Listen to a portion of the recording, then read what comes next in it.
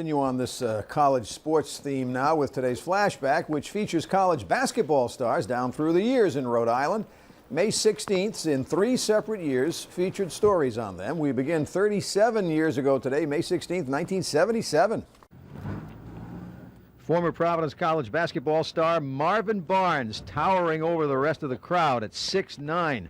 A few years earlier, Barnes got into trouble. He assaulted one of his fellow PC basketball players, a young man named Larry Ketvertis, with a tire iron.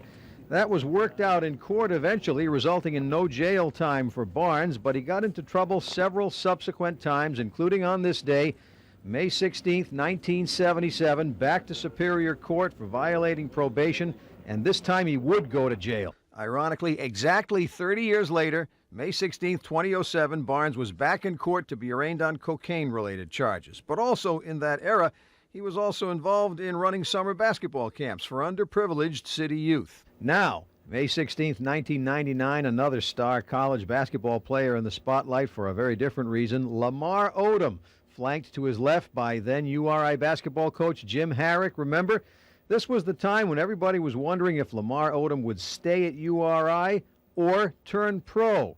This was around the time when he'd have to file for the draft. Nobody knew what he was going to do. In fact, Odom hadn't even been seen on campus for 3 or 4 days. Ultimately, of course, Odom did file for the draft and did turn pro.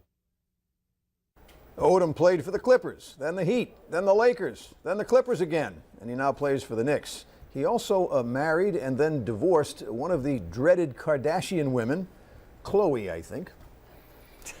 That's one of my very few forays into TMZ. Just so you know. Wow. Yeah, I actually had to look up that information on TMZ, and then I washed my hands.